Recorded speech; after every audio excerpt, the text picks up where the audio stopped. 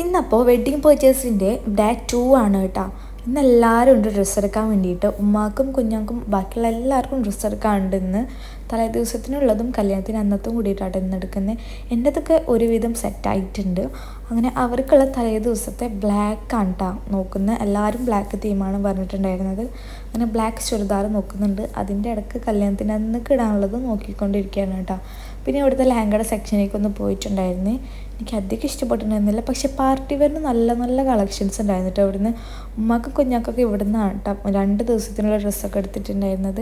അങ്ങനെ ഓരോ മിററും കാണുമ്പോൾ ഞങ്ങളവിടെ സ്റ്റെക്കാവുന്നു, കുറച്ച് വീഡിയോസ് എടുക്കുന്നു. ഇതൊക്കെ തന്നെ പണി. നമുക്ക് അവിടുത്തെ ഡ്രസ്സുകളൊക്കെ ഒന്ന് നോക്കുക, അവർക്ക് സെലക്ട് ചെയ്ത് കൊടുക്കുക, അതായിരുന്നു നമുക്ക് ഉണ്ടായിരുന്ന ടാസ്ക്. അങ്ങനെ ഇവൾക്കും ഡ്രസ്സൊക്കെ നോക്കിയിട്ടുണ്ടായിരുന്നേ. അങ്ങനെ ഓരോരുത്തർക്കും ഡ്രസ്സൊക്കെ നോക്കി അവിടെ ഇവിടെ പറന്നിങ്ങനെ നടക്കുകയാണ്. കാരണം കല്യാണത്തിൻ്റെ പർച്ചേസിംഗ് എന്ന് പറഞ്ഞാൽ അങ്ങനെ ഒരു ജഗപൊക പിടിച്ച ഒരു സംഭവമായിരിക്കും.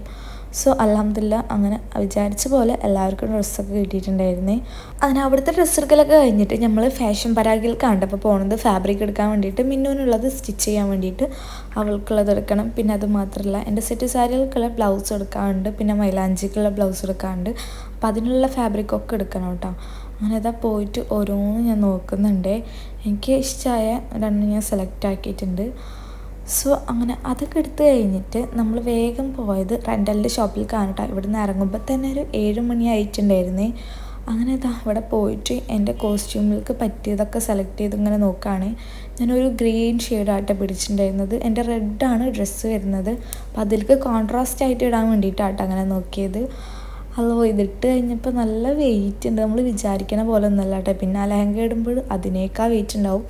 സോ അങ്ങനെ അത് അവിടെ നോക്കി ബുക്ക് ചെയ്തിട്ട് നമ്മൾ പോന്നു. പിന്നെ ഞാൻ പോയത് ഐശാനെയും കൂട്ടിയിട്ട് ഹെയർ കട്ട് ചെയ്യാൻ വേണ്ടിയിട്ടായിരുന്നു. അവൾക്ക് എന്തോ വോൾഫ് കട്ട് ചെയ്യണമെന്ന് പറഞ്ഞിട്ട് കുറേ ദിവസമായിട്ട് നല്ല ബഹളാട്ടോ വീട്ടിൽ. അവൾക്കാണെങ്കിലും നല്ല പോലെ ഹെയർ ഉണ്ട്.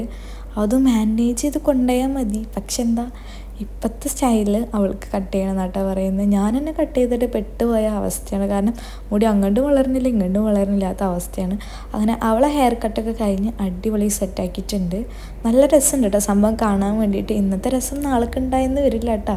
കാരണം എൻ്റെ ഒരു എക്സ്പീരിയൻസ് ആട്ടോ ഞാൻ പറയുന്നത്. അങ്ങനെ എന്താ പിന്നെ പോയത് നേരെ ഫുഡ് കഴിക്കാൻ വേണ്ടിയിട്ടായിരുന്നു. അതും നമ്മളെ കൂടയിലേക്കാണ് പോയിട്ടുണ്ടായിരുന്നത്, ചാവക്കാടുള്ള. നല്ല അടിപൊളിയായിട്ടുള്ള നല്ല ടേസ്റ്റി ആയിട്ടുള്ള ഷവായ കിട്ടുട്ടോ. ഇവിടുത്തെ ഒരു ഗ്രേവി ഉണ്ട്, നല്ല ടേസ്റ്റാണ്. എനിക്ക് ഭയങ്കര ഇഷ്ടമാണ് പേഴ്സണലി.